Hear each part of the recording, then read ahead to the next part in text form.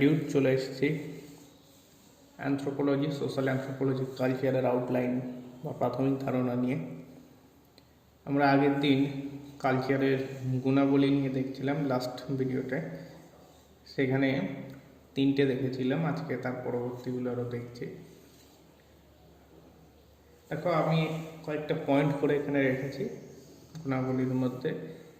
4 নম্বর যে পয়েন্টটা, কারণ ওখানে 3 নম্বরের পয়েন্টটা ছিল তোমাদের আইডিয়ালিটি ও রিয়েলিটি, মানে আদর্শগত অবস্থান এবং বাস্তব অবস্থানটা কি। 4 নম্বরে দেখছি আমি যে তত্ত্ব ও ধরন, এটা অ্যাকচুয়ালি অ্যানথ্রোপোলজিক্যাল একটা টার্ম আছে, ইথোস অ্যান্ড এইডস। এথোসটা কি, যে তত্ত্বটা, এটা হলো আবেগজনিত একটা অনুভূতি, যেমন চিন্তা, বিশ্বাস, এইগুলো। আর এইডস বা ধরনটা হলো একটা প্রথাগত অবস্থান, বা তোমার বলা যায় একটা ফর্মাল অ্যাপিয়ারেন্স, যে আমি এখানে সব টাই পরে গেলাম, একদম কোট টাইপ পরে, যেখানে মিটিংয়ে আমার অ্যারেঞ্জ করতে হয় স্যান্ডো গেঞ্জি লুঙ্গি পরে যেমন মিটিং অ্যাটেন্ড করতে পারি না, এরকম। এইটা হলো একটা এইডস, এইডস।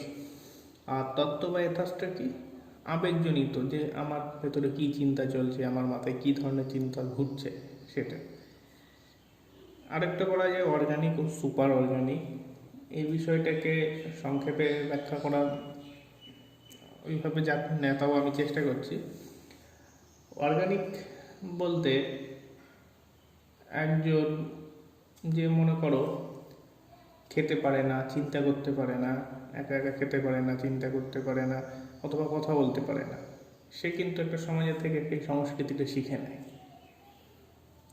এই যে তার একটা শিখে নেওয়ার ওই গুণগুলো না থাকা সত্ত্বেও সে যে শিখে নিতে পারছে একটা সংস্কৃতি, এটা তার একটা অর্গানিক বৈশিষ্ট্য। এবার সে যখন সেই সংস্কৃতির সঙ্গে নিজেকে মিলিয়ে ফেলছে বা সেই সংস্কৃতিতে অভ্যস্ত হয়ে যাচ্ছে, তখন সে সুপার অর্গানিক হয়ে যাচ্ছে। সুপার অর্গানিক মানে হোল সোসাইটিটা যে সংস্কৃতিতে বিলংস করছে বা যে সংস্কৃতিটা নিজেদের মধ্যে রাখছে, সেই আচরণ করতে পারছে। উদাহরণ দিয়ে বললে আরও ভালো হয়, যেমন ক্রিকেট খেলা মনে করা যায়। ক্রিকেট খেলায় কী হয়, একজন প্লেয়ার তার নিজস্ব স্কিলে আস্তে আস্তে ডেভেলপ করতে থাকে। এবার ক্রিকেট খেলার সমস্ত নিয়মকানুন জেনে সে সমস্ত শট বা খেলার ধরো সব কিছু জানছে। এটা হলো তার একটা অর্গানিক বৈশিষ্ট্য বলা যায়। এবং সে এবার টিমে ঢুকছে। এবার টিমে কজন থাকে, একটা ক্রিকেট টিমে 11 জন প্লেয়ার থাকে। এই 11 জন প্লেয়ার নিয়ে কিন্তু একটা টিম তৈরি হচ্ছে। এই 11 জন প্লেয়ার তখন কী করছে, একটা দেশকে রিপ্রেজেন্ট করছে, একটা ভাবকে রিপ্রেজেন্ট করছে। বুঝতে পারলে ব্যাপারটা? তার মানে যখন একটা প্লেয়ার খেলাধুলো শিখছে বা খেলার সমস্ত নিয়ম শিখছে, সেটা হয়ে যাচ্ছে অর্গানিক। কিন্তু অ্যাজ এ টিম হোল, যে যখন একটা কান্ট্রিকে রিপ্রেজেন্ট করছে, একটা কান্ট্রির জন্য জীবন পণ করে খেলছে, তখন সেটা হয়ে যাচ্ছে সুপার অর্গানিক। মানে ভারতীয় সংস্কৃতি ঐতিহ্য বজায় রাখার জন্যে, ভারতের নাম বিশ্বের বাজারে বা বিশ্বে আরও উন্নত করার জন্যে যে প্রবণতা, সেটা তখন সুপার অর্গানিকে পরিণত হয়ে যাচ্ছে। এরপরে কি হচ্ছে, সার্বিক ও অনন্য যেটা বলা হচ্ছে। সার্বিক মানে একটা ইউনিভার্সাল জিনিস সেটা, কারণ আমি আগেই বলে দিয়েছিলাম যে কালচার পৃথিবীর যেখানে যেখানে মানুষ আছে সব জায়গাতেই আছে। এবং ইউনিক কেন বলা হচ্ছে বা অনন্য কেন বলা হচ্ছে, প্রত্যেক জায়গা বা প্রত্যেক গ্রুপের যে এলাকায় যে যে মানুষ থাকে, সেখানকার সংস্কৃতি সেই এলাকার মতো, সেই জন্য ওটা অনন্য বা ইউনিক। কারণ আমার অঞ্চলের যে সংস্কৃতি বা যে কালচার থাকবে, অন্য অঞ্চলে গেলে কিন্তু আমি সেই সংস্কৃতি বা সেই কালচার দেখব না। যদি আমি হিন্দু ম্যারেজের দিকে তাকাই, দেখবে যে সিঁদুরদান কোথাও কী হয়, আংটি দিয়ে হয়, কোথাও সেই বেতের ছোট একটা পাত্র মতো তৈরি করে, সেটা করে কোথাও আঙুল দিয়ে করে দিচ্ছে। তাহলে একটা সিঁদুর পরানো নিয়েও দেখো এক একটা অঞ্চল ভেদে এক এক রকম সংস্কৃতি তৈরি হয়ে গেছে। এখন আমরা সংস্কৃতির ক্রমগতিটা নিয়ে দেখব। ক্রমগতি মানে সংস্কৃতি কীভাবে আস্তে আস্তে একটা লেয়ার থেকে চেঞ্জ হতে হতে যাচ্ছে, আর চেঞ্জ হতে হতে পরপর যাচ্ছে। এই জন্য আমি একটা কি ওয়ার্ড লিখেছি এখানে, ডেট। এই ওয়ার্ডটা মনে রাখবে।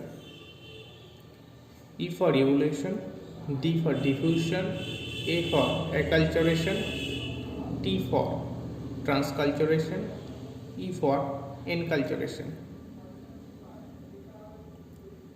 ইভলিউশন কি? বিবর্তন। বিবর্তন মানে সংস্কৃতি বা কালচারের বিবর্তন। কীরকম বিবর্তন? একটা সংস্কৃতি কিছু বৈশিষ্ট্য নিয়ে চলছিল, এবার এমন একটা পারিপার্শ্বিক পরিস্থিতি তৈরি হলো যে সে সেই রকম সংস্কৃতি নিয়ে চলতে পারছে না। তখন কি হবে? সেই কালচারটার একটা বিবর্তন তৈরি হয়ে যাচ্ছে। মনে করা যায় এমন একটা অঞ্চলে মানুষজন বাস করত, সেখানে যে আবহাওয়া ছিল সেই আবহাওয়াটা হঠাৎ পরিবর্তন হলো। হয়তো সেখানে কোনোদিন বরফ পড়তো না, কিন্তু আকস্মিকভাবে এমন পরিস্থিতি তৈরি হচ্ছে যে সেখানে অনবরত বরফ পড়ছে।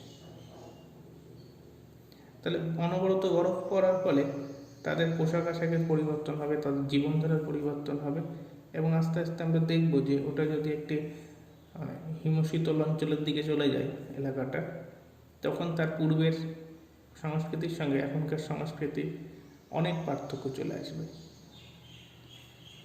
এরপরে কি আছে? ডিফিউশন বা বিকিরণ। সংস্কৃতির বিকিরণ কিভাবে হয়? যখন অন্য একটা সংস্কৃতির বৈশিষ্ট্য বিভিন্ন সংস্কৃতির মধ্যে দিয়ে যেতে থাকে, তখন সেটা একটা ডিফিউশন বা সাংস্কৃতিক বিকিরণ বলা যেতে পারে। উদাহরণ দিলে ক্লিয়ার হবে। ব্রিটিশরা সারা পৃথিবীর অনেকগুলো দেশকে কলোনি করে রেখেছিল, ফলে সেই সব দেশের নিজস্ব সংস্কৃতির মধ্যেও ব্রিটিশ সংস্কৃতি ঢুকে গেছে। তাহলে এখানে কি হলো? ব্রিটিশ কালচারের একটা ডিফিউশন হলো বা বিকিরণ হলো। এরপরে আছে অ্যাকালচারেশন। এটা হলো সাংস্কৃতিক অভিযোজন। সাংস্কৃতিক অভিযোজন মানে কোনো একটা সংস্কৃতিতে যে বৈশিষ্ট্যগুলো থাকছে সেগুলো কিছুদিন থাকার পরে দেখা যাচ্ছে যে আরও আপডেটেড না হলে সেই সংস্কৃতি পিছিয়ে পড়ছে। এবং কিছু সমাজে দেখা যায়, বিশেষ করে ধর্মীয় গোড়ামি থাকার ফলে অনেক জায়গায় অনেক সমাজ যে তাদেরকে মডার্ন সোসাইটি থেকে বা মডার্ন কালচার থেকে পিছিয়ে পড়তে দেখা যায়। তারা যদি বিভিন্ন মডার্ন যেগুলো হয়েছে, মানে পৃথিবীর বুকে এগিয়ে যাওয়ার যেগুলো দরকার, সেই জিনিসগুলোকে নিজেদের মধ্যে অকুপাই করে না নিতে পারে, তাহলে স্বাভাবিকভাবেই তারা অনেক ব্যাকওয়ার্ড থেকে যাচ্ছে। সেই জন্যে দেখা যাচ্ছে যে সমাজের বিভিন্ন জায়গায়, মনে করা যায় চায়না কিছু ডেভেলপমেন্ট করলো, অস্ট্রেলিয়ায় কিছু ডেভেলপ হলো, নিউজিল্যান্ডে কিছু হলো, ইউএসএতে কিছু হলো, ইউকেতে কিছু হলো, সেই জিনিসগুলো ইন্ডিয়া নিজেদের মধ্যে নিয়ে আসছে, নিয়ে এসে সাংস্কৃতিক অভিযোজন হচ্ছে, বা তাদের পোশাক আশাকের সঙ্গে একাত্ম হচ্ছে, তাদের খাদ্যাভ্যাসকে নিজেদের মতো করে নিচ্ছে। এটা হলো অ্যাকালচারেশন। আর ট্রান্সকালচারেশন কি হলো? এটা হলো সাংস্কৃতিক অতিক্রমতা, মানে একটা সংস্কৃতি থেকে একজন নিচ্ছে আবার ওই সংস্কৃতি থেকে দিচ্ছে, মানে গিভ অ্যান্ড টেক পলিসির মতন একটা হচ্ছে। সাংস্কৃতিক অতিক্রমতার ট্রেট ও কমপ্লেক্স দিয়ে ভালো ব্যাখ্যা করা যায়, মানে পরবর্তী ক্লাসগুলোতে আমি ডিটেলস এগুলোকে আরও পড়ে দেবো। আবার আছে এনকালচারেশন। এনকালচারেশন হলো একটা প্রাথমিক লেয়ারে সংস্কৃতিকরণ, বা একটা সোসাইটিতে একজন ব্যক্তি সেখানকার যে সংস্কৃতিটা শিখছে সেটাই হলো এনকালচারেশন। এবার এটা হলো একটা প্রজন্ম থেকে অপর প্রজন্মর দিকে চলতে থাকে। সমাজের একটা ব্যক্তি সে সমাজ থেকে যে যে নিয়মগুলো শিখলো, তার সন্তান সন্ততিকে সে সেই নিয়মগুলো শিক্ষা দিতে থাকে। তাহলে সেটা কি হচ্ছে? এনকালচারেশন। এবার সেই সন্তান কি করছে? হয়তো অন্য জায়গায় যাচ্ছে, অন্য জায়গায় গিয়ে থাকছে, তখন তার সংস্কৃতির প্রভাব সেই অন্য জায়গার উপরে পড়ছে। এটা হয়ে যাচ্ছে ট্রান্সকালচারেশন, এবং সে সেখান থেকেও কিছু শিখছে। আবার সেই সন্তান কি হচ্ছে? তার বাবা মোবাইল চালাতে জানে না, সে স্মার্টফোন নিয়ে ঘুরছে, তার বাবা ধুতি পরে, সে হয়তো ছেঁড়া জিন্স পরছে, ফাটা জিন্স পরছে। সে কী করছে তখন, মডার্ন সংস্কৃতি যেমন আছে সেইভাবে নিজেকে অ্যাকালচারেশন করছে বা সাংস্কৃতিক অভিযোজিত করছে। এবার তার মধ্যে হিপ হপ, পপ, রক, তারপর র্যাপ, এই সমস্ত মিউজিক শোনার প্রবণতা বাড়ছে। তাহলে কী হচ্ছে, একটা ডিফিউশন চলছে তার মধ্যে দিয়ে, বা বিকিরণ চলছে, সাংস্কৃতিক বিকিরণ তাকে প্রভাবিত করছে। এবং এই করতে করতে সে তার পরবর্তী প্রজন্মকে, তার বাবা তাকে যা শিখিয়েছিল, সে কিন্তু তার সন্তান সন্ততিকে আরও অন্যান্য জিনিস শেখাচ্ছে, এবং সেখান থেকে কিছু থাকছেও বা থাকছে না। ফলে একটা গ্যাপ তৈরি হচ্ছে বা সংস্কৃতির একটা বিবর্তন ঘটে যাচ্ছে। আশা করি তোমাদের কাছে অনেকটা ক্লিয়ার হয়েছে ব্যাপারটা। তোমরা আরও স্টাডি করতে থাকো এবং নিজেদেরকে আরও আপডেট করতে থাকো। ততক্ষণের জন্য টাটা।